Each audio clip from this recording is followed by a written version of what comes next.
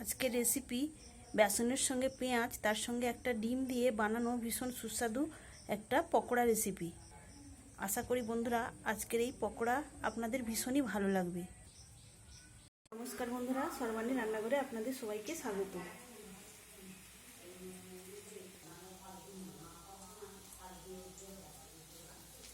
পকোড়া বানানোর জন্য এখানে আমি দিয়ে দিয়েছি এই বাটির মাপে হাফ বাটি বেসন, তার সঙ্গে দিয়েছি বড় বড় সাইজের 4টি পেঁয়াজ, আর দিয়েছি একটা ডিম। এখন দেবো 4টে কুচিয়ে রাখা কাঁচা লঙ্কা। আমি যেহেতু শুকনো গুঁড়ো লঙ্কা ব্যবহার করব না, সেই জন্য একটু বেশি পরিমাণে কাঁচা লঙ্কাটা দিলাম। এখন দিয়ে দিচ্ছি হাফ চা চামচ রসুন কুচি আর হাফ চা চামচ আদা কুচি। তবে বন্ধুরা এই রেসিপিটা বানাতে গেলে পেঁয়াজের পরিমাণটা একটু বেশি দিতে হবে। এখন দিচ্ছি সামান্য কালো জিরা, দিচ্ছি হাফ চা চামচ জিরা গুঁড়ো, দিচ্ছি হাফ চা চামচ গরম মশলার গুঁড়ো, সবশেষে দিলাম পরিমাণ মতো লবণ। এখন আমি সব কিছু হাত দিয়ে ভালো করে মেখে নেব। তবে এখানে জল ব্যবহার করা চলবে না। বন্ধুরা আমি হলুদের গুঁড়ো দিতে ভুলে গিয়েছিলাম, এখন আবারও আমি হলুদের গুঁড়ো দিয়ে ভালো করে মিশিয়ে নেব। সব কিছু আলতো হাতে মেশাতে হবে।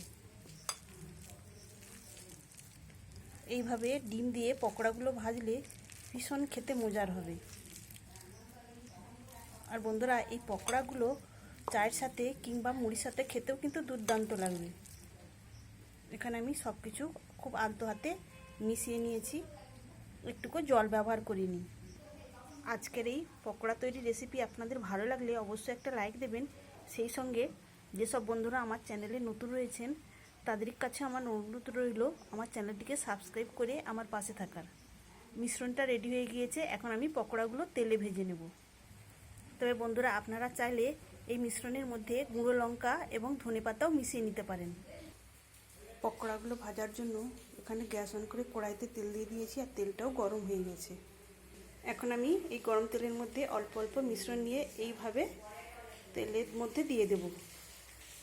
এইভাবে আলতোভাবে দিয়ে দিলেই হবে। এখানে আমি পকোড়া শেপে তেলে দিয়ে দিয়েছি, আর আঁচটাকে এখন আমি লো টু মিডিয়ামে রেখে উল্টে পাল্টে ভেজে নেব।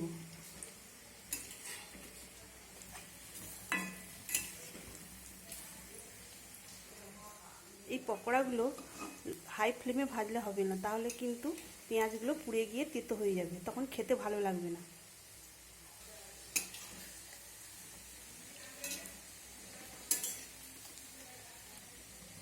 এখানে দেখুন বন্ধুরা এই পকোড়াগুলো খুব সুন্দর একটা কালারও চলে এসেছে।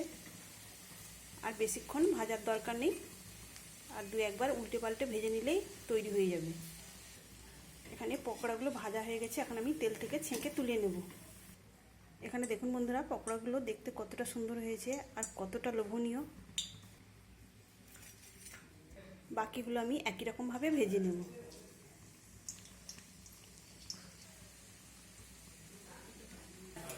বন্ধুরা আপনারা অনেকভাবে পকোড়া ভেজে খান, একবার এইভাবে বেসন আর পেঁয়াজের সঙ্গে একটা ডিম দিয়ে এই পকোড়া ভেজে সবাইকে খাবেন, দেখবেন সবার ভীষণ ভালো লাগবে, আর বারবার এইভাবে পকোড়া ভেজে খেতেই ইচ্ছা হবে। তাহলে বন্ধুরা আজকের পকোড়া রেসিপি আপনাদের কেমন লাগলো অবশ্যই কমেন্ট করে জানাবেন। তাহলে বন্ধুরা আজকের মতো আসি, সবাই ভালো থাকবেন, সুস্থ থাকবেন, ধন্যবাদ।